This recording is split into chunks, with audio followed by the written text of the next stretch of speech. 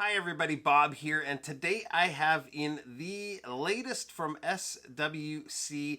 Their first field watch release, the Bunker, was a huge success, and for good reason. It's one of the better automatic titanium field watches you can get in its price range, and I believe you can say the same for their newest quartz titanium field watch, the Arc.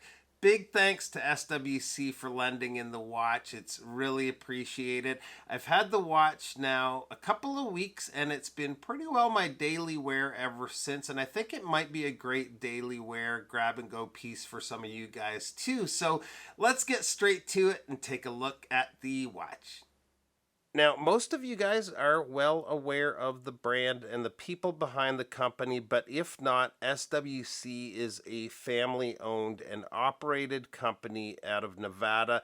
The father, Stephen, had worked in the industry in quality control in Switzerland for some very big brands, including Omega, for quite a number of years before starting SWC. I've been lucky enough to get hands-on with all of their watches so far, and they've all been excellent, including this newest release, the Arc. As of today, I've only seen two versions of the watch. This one with the yellow second hand and one with a red second hand, but I believe there's going to be a total of 7 versions of the watch.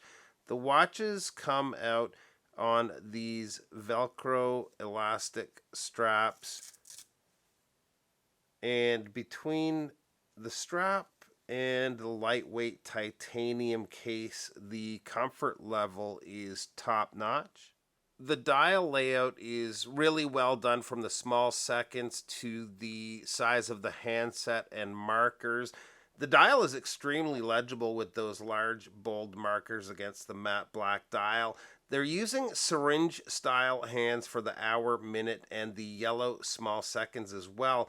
Up top is the company logo and the text Swiss Watch Company, which I believe is shrunk down to a smaller size than what they used on the Bunker.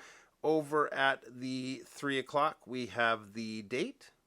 There's a couple of things that separate a watch like this from some of its competition out there. And one thing that SWC has done really well with these watches is the anti-reflective coating. They're using 16 layers of air treatment, and the clarity of the dial is so good. Even in quite harsh lighting, I have my studio lights. It's probably about 2.5 feet from the watch right now, so it's not going to get much harsher than that. And I can't think of a watch I've experienced that was better. Some of the Zin and Damascos I've owned are probably similar to this, but this is very impressive. In low light, the lume is equally impressive. It has a healthy application of lume with 20 layers of X1 grade super luminova. Even the lume on the small seconds is good and bright. So from harsh lighting to complete darkness, this thing does the job, getting you the time very easily. The case, again, is titanium and is similarly styled to the Bunker, although the lug profile is slightly different. The lugs are drilled for quick and easy strap changes. The crown is a signed screw-down crown. And running the watch is the Ronda 6004D, which is a hackable quartz movement. Screw the crown back in here. The case back is a screw down case back. Nothing fancy here really. We do have the company logo and Arc etched. As far as weight goes, this thing comes in at only 34 grams. I'm not sure if that includes the strap or not, but this thing weighs next to nothing, and it at times is barely noticeable on wrist.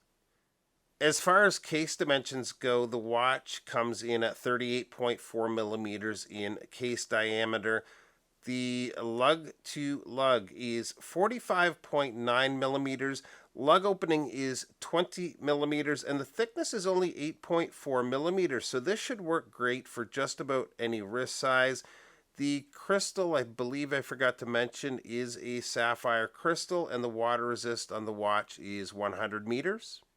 And here is the arc on my 7.25 inch wrist, and I can't help but try to think of something better or even comparable, but at a cost of only 199 USD, I'm struggling to think of something.